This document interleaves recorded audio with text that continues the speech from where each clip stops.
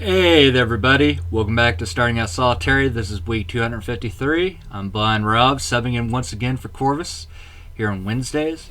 When I'm needed, as such.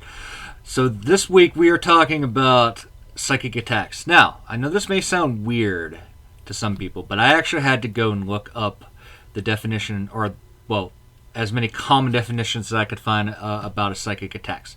The reason for that is I personally do not work with the word psychic. It's not part of my vocabulary. It's not part of my lexicon, or whatever you want to call it. And that's mostly because my worldview is very much... my experience, and most of my knowledge is based on folk magic, folk practices, folk religions. Specifically, it is very much influenced by Irish and Norse folk religions, pre-Christian, medieval Christian Ireland, medieval Christian, pre-Christian, Norse, what have you. So I tend to think of things like parts of the mind, which is what you usually think of when you think of psychic, or anything doing or having to do with psychics or psychic or whatever have you, as being part of the soul. So I tend to see it as part of, another aspect of the spirit, different parts of the spirit, but still spirit.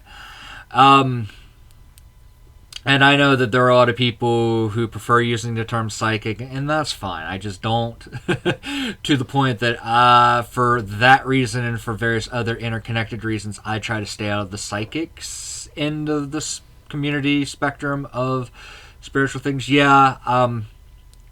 I have things that one could possibly consider me as, psychic. I have the second sight. I have, second other forms of second senses, what have you. But no, thank you. So that's the reason why I had to go look it up, because what exactly do they mean by a psychic attack, per se? And what I mostly found anyway, was, something to the akin of bad vibes, bad feelings, bad thoughts, just that sort of icky energy, negative energy, disharmonious energy, either in a place or around you or what have you. And of course, when I read that, I'm like, oh, so they're just talking about the most, your basic standard version of, energetic, spiritual pollution, toxins, or harm. I see it as being simple. I see it as very much simply the energetic and spiritual equivalent of, simply throwing a punch at someone, tossing something at someone, or trashing a place, polluting a place, what have you. Nothing too fancy. No tools involved. No whatever. Just this is the most basic. And the thing is that a lot of people do it and they don't even realize it. It's very much a subconscious thing, an unintentional thing, especially if they're having a lot of bad stuff going on in their life, and they get locked into that mindset, that state of feeling. They, regardless if it's intentional or not, revel in it. They tend to perpetuate it, and it tends to continue to build and to move and to grow around them. Although there can also be the intentional version, people who understand how it works and what it is, they can intentionally aim and weaponize it, against people, against other witches, pagans, magicians, what have you. So, what do I do when I'm dealing with basic spiritual and energetic pollution or attacks? Because it can come in either version or a mix of either method, really. Well, first and foremost, I'm a believer of knowing. I need to know. To quote G.I. Joe's, as I used to be a huge fan of G.I. Joe's, the cartoon, when I was a little kid. I was born towards the end of the 80s, was a child of the 90s, very much so. Knowing is half the battle. So knowing, okay, is this just the feel of the place that I'm in, the space that I'm in? Is it a sort of spiritual gunk or energetic toxin or pollution or what have you.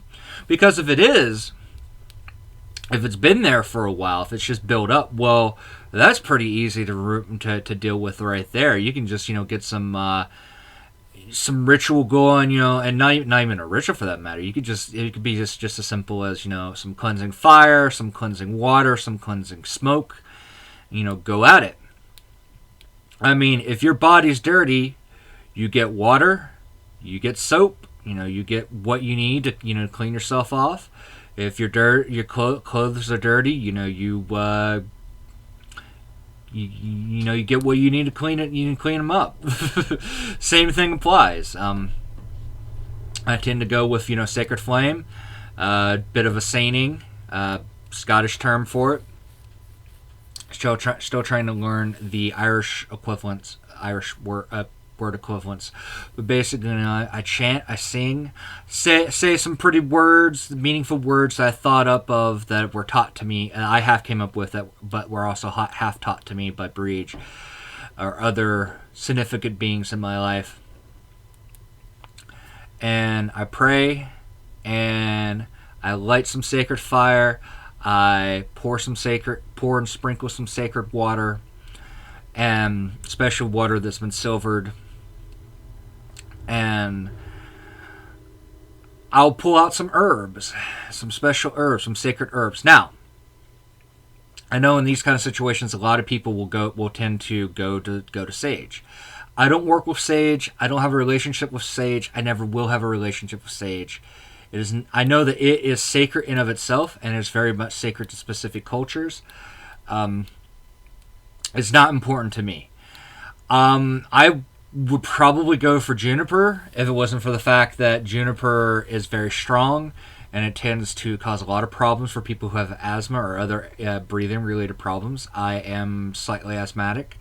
I have a form of asthma referred to as allergic asthma, and so juniper is not all that safe for me. So what I tend to do is I use a mixture of birch, rowan, and oak incense. I use birch for, to bring into effect, to bring into being, to bring to life, to cleanse, to purify. I use rowan as protection against, evil intent, protection against evil magic, evil working, especially if I know if the energy that I'm dealing with, the bad energy, the disharmonious energy, is coming from a person. And oak, specifically for setting up a territory, a territory protection, especially if you're going to, cleanse a space, clean a space, make sacred a space. I might focus a little bit more on oak as opposed to rowan. I don't know. It depends. Obviously, I'm going to use all three, but depending on what's going on, depending on what my exact intentions are for, I might, use oak instead of rowan or rowan instead of oak. But part of it is, but the first thing you got to do is you got to know, what's going on.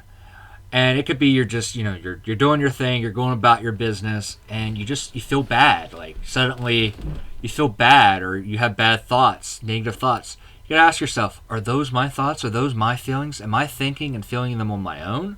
Or were they influence? Was there a catalyst? And was that catalyst such spiritual pollution, such energetic toxins? Because if they are, well, you can get rid of that pretty easily. Most people in various forms of paganism, heathenry, spirituality, magic, will have some kind of practice of wards. And if you don't have a practice of ward, or if you don't have if you don't have a good practice of barriers, wards, some sort of energetic. It could be done. It could be anchored into physical talismans, but just something as simple as just energetic bubble or wall or sphere around you. I tend to manifest it and visualize it as a wall of flames, or a entire and totally encompassing circle of flame surrounding me. Is good for both defense and offense. Another thing I do is if I know for a fact that if I'm having bad feelings, if I'm having bad thoughts, if I'm having some strange dark urges just popping out of nowhere, and I know it's not me, I also focus on my animality, my inner animal. I'm not talking about an external animal spirit. I'm talking about the animal spirit that is you, that is very much attached to yourself, that's a part of you, your most primal side. And for many years, I've been working with what I thought was mine, but it turns out that it's an animal. It's like a spiritual animal that's tied to my family. One of a few that are tied to my family, and I've only really recently, here in the past month or so, really, truly started connecting with mine, which I've been disconnected with and I've been ignoring for various reasons that I won't go into in this video, obviously, since I was a preteen. But I find, having him there, being able to tap into him, to work with him as one, because he is a part of me, to tear, to rend, to maul that negative energy, to break it into two, to tear it apart. Part of it is reach, especially if you can, if you have some kind of sense, and this could be just your gut feeling, as basic as your gut feeling, or as something as sophisticated or as fancy or as complicated as spiritual senses, such as second sight. If figuring out where it's coming from, what it is, dealing with it. Tearing it apart, tearing it piece by piece. Sometimes, if I know it's coming from a person, I'll send it right back at them. While cursing and general spiritual magical warfare is sort of my last resort, or tends to be my last resort. There are occasions where it is the appropriate reaction, the appropriate solution to a problem. I have no qualms about going there if I think that it's necessary.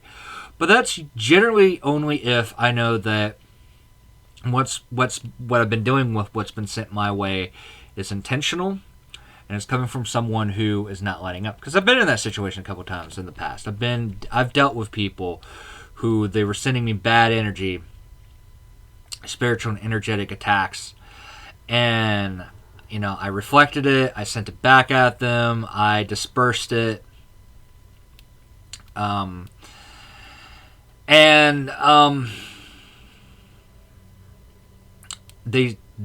kept trying. They wouldn't let up. And in those cases, I've then gone to cursing, and that took care of the problem. But, that's up to you. That's something that you got to figure out on your own. Now, I did mention a little bit ago about, physical, anchoring one's wards, one's protections, one's barriers in physical objects. Jewelry is a really good example of that. I don't have any right now, on hand right now, but I have had several pieces of jewelry in the past that I had tied to personal wards, personal protections that kept on me at all times. Crystals is a huge one. Now, keep in mind that I'm not really big into crystals. I don't work well with crystals for various reasons, partly because most crystals that people work with are tumbled, and I don't know if it's the process of tumbling that messes them up for me. It could just be that my natural elemental affinities do not allow me to work with crystals. I don't know. It's an ongoing process I'm still trying to figure out.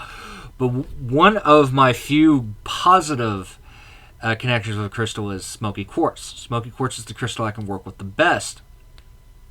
And I was actually given my smoky quartz sphere. It was introduced to me. It was brought to me because I was facing some some negativity, some problems, specifically from a deity. But it helped with that, and I have found that having it with me when I know that I'm dealing with some really bad, negative, disharmonious energy, spiritual, sometimes in the form of pollutants, sometimes in the form of attacks. If I know that it's in my head, it's in my heart, that either I unknowingly or knowingly allowed it, I ground. I focus all that, pour all that into the smoky quartz, let it ground it out, and then later I'll cleanse. I will definitely cleanse that smoky quartz, because you got to keep upkeep. You got to keep upkeep on your tools. If you want to be able to do good workings, get the job done, then you need to have the right tool for the job for sure. And you need to, just like you need to maintain your practice, your own personal inner workings with meditation, what have you. You also got to take care of your tools, physical tools, cleaning them, making sure that they're maintained properly, that they're not falling apart, what have you. Anyway, so I think I've kind of rambled on and on enough. I do apologize if this is kind of rambling. This is one of those topics that I'm obviously not the best person to speak about, because when it comes to defending oneself from, outside negative influences, attacks, what have you, I have more experience and more knowledge when it comes to reacting to, dealing with, and counteracting and fighting back when it comes to spirits, deities, magic, like actual full-on, fully thought out, fully worked out magic, something far more complicated than simple energetic and spiritual attacks. So I hope you enjoyed this video. Take care. Until I'm able to sub in for one of these videos once again, take care and may breach bless.